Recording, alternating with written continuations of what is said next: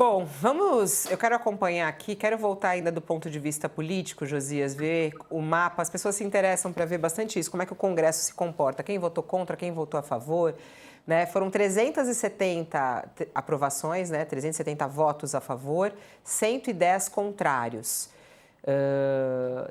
Teve o voto do presidente e teve também abstenções, 3. Bom, aí vamos para o mapa dos partidos. Aí a gente vê aqui, bom, o PL, 2 pessoas do PL votaram contra. 80 sim, União Brasil 54, progressistas. Bom, a gente tem aqui o partido, o PSD, o partido do Kassab, 42 sim, 0 não.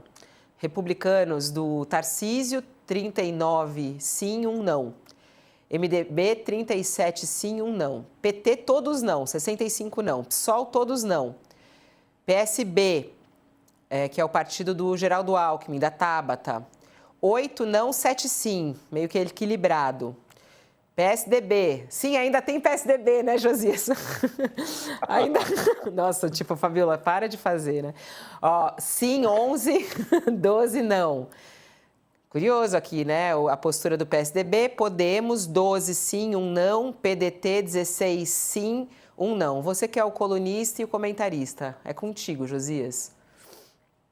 Numa situação normal, Fabiola, esse projeto seria aprovado por unanimidade, porque as pesquisas mostraram que a sociedade brasileira está inquieta e que esse tema, a segurança pública, está na agenda do eleitor para o próximo ano, para a eleição geral que haverá em 2026.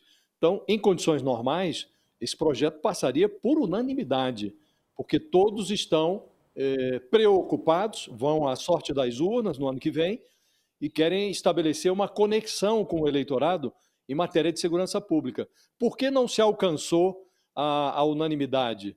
Por que há essa divisão?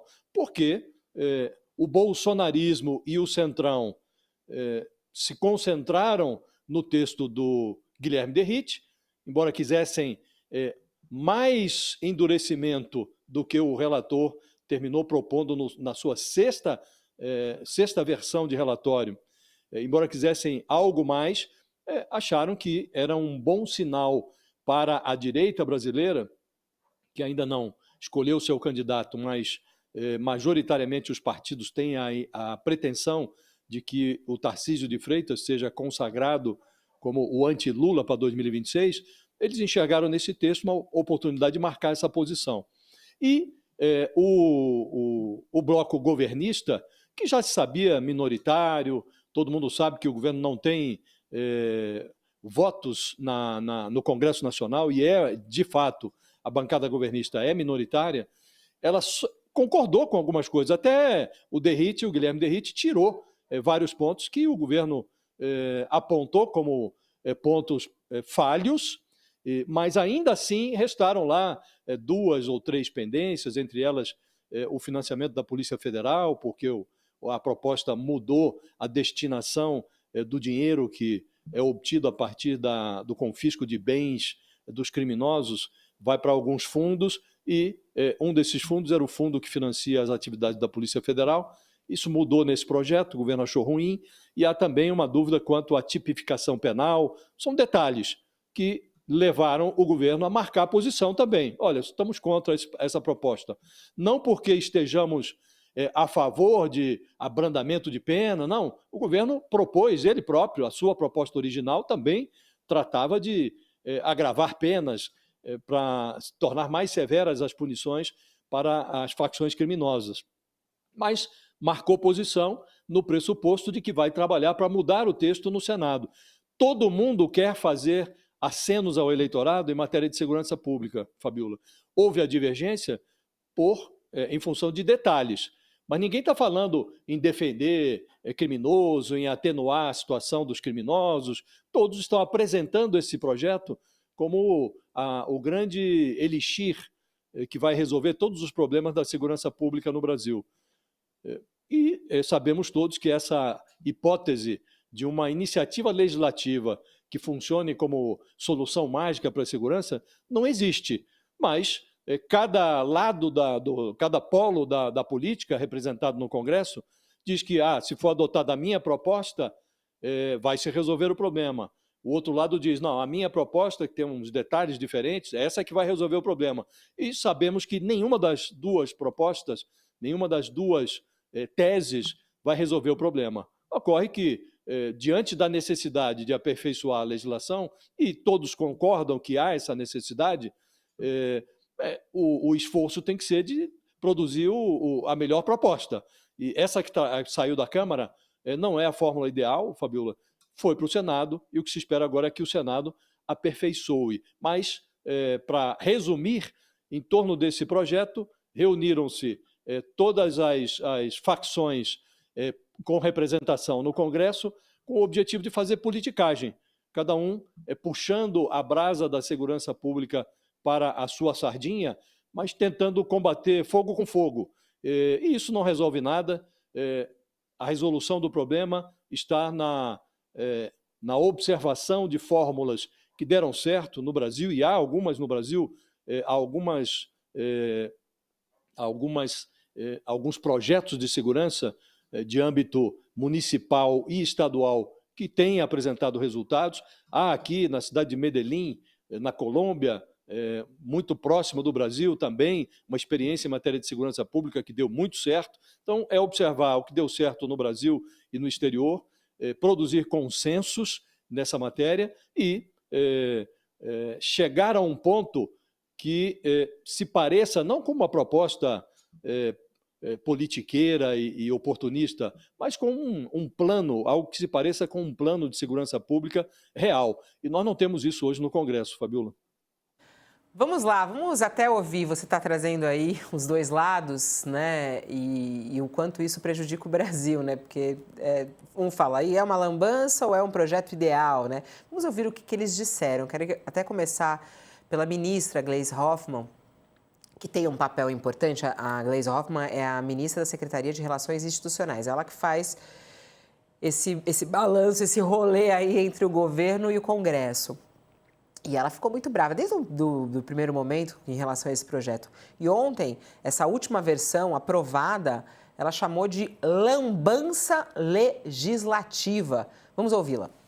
O governo considera esse desfecho legislativo na Câmara dos Deputados em relação ao projeto das facções criminosas muito ruim, pela forma como ele foi conduzido e mesmo pelo resultado do relatório apresentado pelo relator.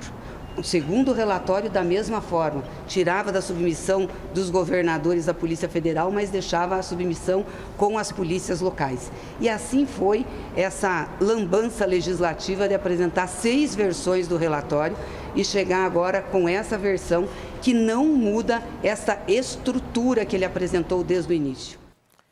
Não muda, não vai mudar nada. O governo contra, como a gente já mostrou aqui, e vai tentar reverter isso no Senado. Bom, vamos ouvir agora o outro lado desse caso, o próprio Guilherme Derrite, que comemorou, claro, muito, né, a aprovação. Ele saiu da Secretaria de Segurança Pública de São Paulo para ir lá a Brasília apresentar o projeto e sai vitorioso, porque conseguiu essa aprovação importante ontem. Ele disse que o texto teve 100% à disposição para o diálogo, que ele esteve 100% à disposição para o diálogo, mas que não foi procurado por integrantes do governo federal. E acusou ainda o governo de não pensar no povo, mas em conseguir cortes para lacrar nas redes sociais. Embora tenha me colocado publicamente à disposição para o diálogo, bem como por intermédio de emissários, em nenhum momento, e eu repito, nenhum momento, recebi contato ou tentativa de conversa da Secretaria de Relações Institucionais do Governo Federal, do Ministério da Justiça e Segurança Pública, do líder do partido do presidente da República na Câmara dos Deputados ou da própria Presidência da República. Busquei diálogo com todos indistintamente, mas o governo não tinha intenção de debater um projeto para o país. Queria politizar, escolheu distorcer e atacar, preferiu criar mentiras e falsas narrativas ao invés de discutir soluções para um problema tão sério para o Brasil. Em nenhum momento pensou no povo, mas em conseguir corte para lacrar nas redes sociais. Aliás, usando as redes oficiais do governo, diga-se de passagem. Hoje, a razão de tudo isso, para mim, é muito clara. o governo tentou impedir a evolução de um projeto porque mandou para essa casa um texto fraco e benevolente com o crime organizado. Eu lembro aqui, o diretor-geral da Polícia Federal disse que conversou com ele, né? Conversou com ele por telefone. Eu não sei se a gente pode considerar que o diretor da Polícia Federal é alguém do governo, né? Ou porta-voz do governo, né?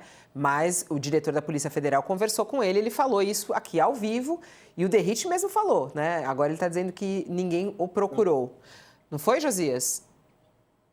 Foi. E na véspera da votação, na noite da véspera, a ministra Gleisi Hoffmann esteve com o Hugo Motta e acertou com ele que haveria ontem, antes dessa votação, uma reunião entre o Derrite e o ministro Ricardo Lewandowski, Mas da será que Justiça. aconteceu essa reunião? Não, o Derrite simplesmente faltou à reunião. Sem dar nenhuma explicação, ele não foi à reunião. Então, Fabiola, há uma intoxicação de parte a parte, né? Porque sempre o contato do Derrite com o governo se dava por meio do Hugo Motta, o presidente da Câmara. Inclusive, esse contato do Derrite com o diretor-geral da Polícia Federal, o Andrei Passos, o Andrei Rodrigues Passos, esse contato se deu numa videochamada que incluía o Hugo Motta. Né? Então, havia uma dificuldade de negociação. Agora, o que está na raiz disso? Essa briga entre a direita bolsonarista e a esquerda governista, petista, ela foi impulsionada pela escalação do relator, um relator errado. O Guilherme Derrite é secretário de Segurança do Tarcísio de Freitas e ele acabou derretendo junto com o Hugo Motta e com o próprio Tarcísio, depois que tirou licença do cargo com a missão de impulsionar a candidatura presidencial do seu chefe, do Tarcísio de Freitas, e a sua própria pretensão de virar senador. E eles fizeram isso a partir da apropriação de um projeto que foi apresentado pelo governo Lula. Então, eles se apropriaram de um projeto do governo, essa proposta antifacção, para impor as suas ideias. Isso não poderia funcionar. Então, o que deveria ter acontecido pela lógica legislativa? O presidente da Câmara deveria ter escolhido um relator que fosse, que tivesse um certo distanciamento entre as duas partes. Um relator que não tivesse essa predisposição de fazer política em cima daqueles 121 cadáveres que foram produzidos naquela operação policial no Rio de Janeiro. Na origem disso tudo está aquela operação nos complexos do Alemão, lá no Rio de Janeiro. Né? A origem do problema está na escolha do relator, que foi um erro. Erro, a nosso juízo, mas na visão do Hugo Motta, foi um acerto. Ele resolveu fazer um aceno para a direita bolsonarista. Ele está submetido à influência de personagens como o Ciro Nogueira, que é um entusiasta da candidatura do Tarcísio de Freitas. O Hugo Motta é apadrinhado político do Ciro Nogueira. Os dois têm uma convivência muito grande. Ele está muito próximo também do Arthur Lira. Então, ele está no lado oposto em termos de sucessão presidencial, ele está no lado oposto ao do Palácio do Planalto. E ele permitiu que esse tema fosse contaminado dessa maneira. Agora, os dois lados não estavam com muita predisposição para o diálogo, Fabiola, o que realmente infectou essa proposta. Daí essa divisão. 6 versões de um relatório, e quem tem 6 versões não tem nenhuma, não conseguiu agradar inteiramente o Derrite, nem os seus aliados, que queriam facção igualada ao terrorismo, e nem conseguiu atender a todas as demandas do governo, que agora considera essa proposta uma lambança legislativa. Né? E estamos nós com uma proposta ruim, enviada ao Senado, e rogando aos céus para que os senadores tenham a capacidade de despiorar o texto. Se não conseguirem produzir algo que seja melhor, que pelo menos despiorem. Agora, se os senadores despiorarem, Fabiola, a proposta tem que voltar para a Câmara. Aí a Câmara piora de novo. Aí vai para o Lula, que terá a prerrogativa de sancionar ou rejeitar a lei. Muito provavelmente ele vai impor restrições ao que não concorda, então vai vetar parcialmente a lei. Aí volta para o Congresso, e o Congresso tem a prerrogativa constitucional de derrubar o veto do presidente. Aí vai para o Judiciário, porque o governo não vai se conformar se eventualmente o veto do presidente for derrubado, aí termina no Supremo. Como tudo no Brasil, a política acaba se auto-judicializando.